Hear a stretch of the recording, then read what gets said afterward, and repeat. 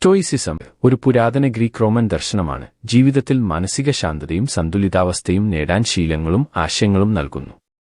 BC 3-ാം ശതകത്തിൽ ഏഥൻസിൽ സെനോ of സിറ്റിയം സ്ഥാപിച്ച ഈ ദർശനം എപ്പിക്റ്റീറ്റസ്, സെനേക്ക, മാർക്കസ് ഒറേലിയസ് തുടങ്ങിയ ചിന്തകർ വികസിപ്പിച്ചു.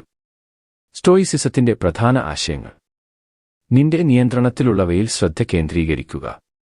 നിന്റെ ചിന്തകൾ, പ്രവൃത്തികൾ, മനോഭാവം എന്നിവ മാത്രമാണ് നിന്റെ നിയന്ത്രണത്തിൽ. കാലാവസ്ഥ, മറ്റുള്ളവരുടെ അഭിപ്രായങ്ങൾ, ഫലങ്ങൾ എന്നിവ നിന്റെ നിയന്ത്രണത്തിന് അപ്പുറമാണ്.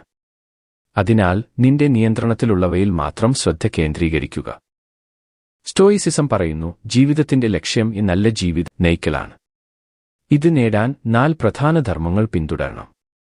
ജ്ഞാനം, ശരിയും തെറ്റും തിരിച്ചറിയൽ. നീതി, മറ്റുള്ളവരോട് നീതിയോടെയും ദയോടെയും പെരുമാറൽ.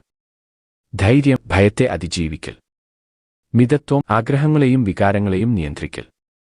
വികാരങ്ങളെ നിയന്ത്രിക്കുക. വികാരങ്ങൾ, പ്രത്യേകിച്ച് ദേഷ്യം, ഭയം, ദുഃഖം, നമ്മെ അസന്തുലിതമാക്കും. സ്റ്റോയിസിസം വികാരങ്ങളെ പൂർണ്ണമായി ഒഴിവാക്കാൻ പറയുന്നില്ല, മറിച്ച് അവയെ യുക്തിപൂർവ്വം നിയന്ത്രിക്കാൻ ശീലിക്കണമെന്ന് പഠിപ്പിക്കുന്നു. നശ്വരതയെ ഓർക്കുക. ജീവിതം ക്ഷണികമാണെന്നും മരണം അനിവാര്യമാണെന്നും ഓർക്കുക. ഇത് നിന്നെ ഇപ്പോഴത്തെ നിമിഷത്തിൽ ജീവിക്കാനും അനാവശ്യ കാര്യങ്ങളിൽ ശ്രദ്ധ പാഴാക്കാതിരിക്കാനും പ്രേരിപ്പിക്കും. പ്രകൃതിയോട് യോജിച്ച് ജീവിക്കൽ. പ്രപഞ്ചത്തിന്റെ യുക്തിപരമായ ക്രമവുമായി യോജിച്ച് ജീവിക്കണം. പ്രതിസന്ധികളെ സ്വീകരിക്കുക, കാരണം അവ പ്രകൃതിയുടെ ഭാഗമാണ്. സ്റ്റോയിസിസത്തിന്റെ പ്രായോഗിക ഉപയോഗം: നെഗറ്റീവ് വിഷ്വലൈസേഷൻ, മോശം സാഹചര്യങ്ങളെ മുൻകൂട്ടി ചിന്തിച്ച് മാനസികമായി തയ്യാറാക്കുക. ദിവസേന നിന്റെ ചിന്തകളും പ്രവൃത്തികളും വിലയിരുത്തുക.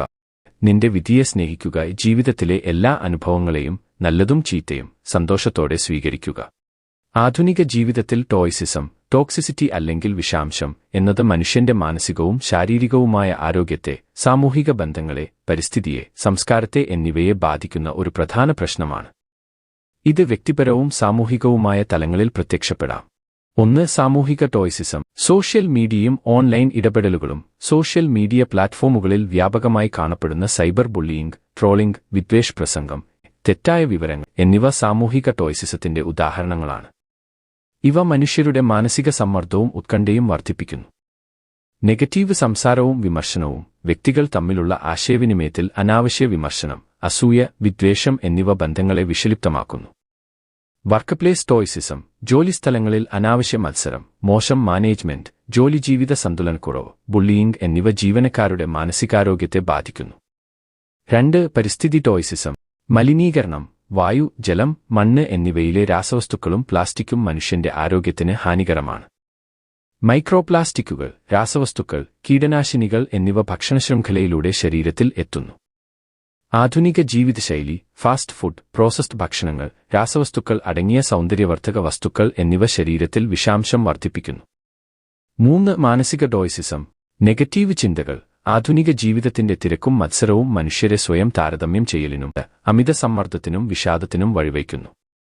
അനാരോഗ്യകരമായ ബന്ധങ്ങൾ. വിഷലിപ്തമായ വ്യക്തിബന്ധങ്ങൾ, ദമ്പതികൾ, സുഹൃത്തുക്കൾ, കുടുംബാംഗങ്ങൾ എന്നിവ തമ്മിലുള്ള അനാരോഗ്യകരമായ ഇടപെടലുകൾ മാനസിക സമ്മർദ്ദം വർദ്ധിപ്പിക്കുന്നു. സ്റ്റോയിസിസം എന്ന വിഷയത്തെക്കുറിച്ച് നിങ്ങളുടെ അഭിപ്രായം കമന്റിൽ രേഖപ്പെടുത്തുക. നന്ദി.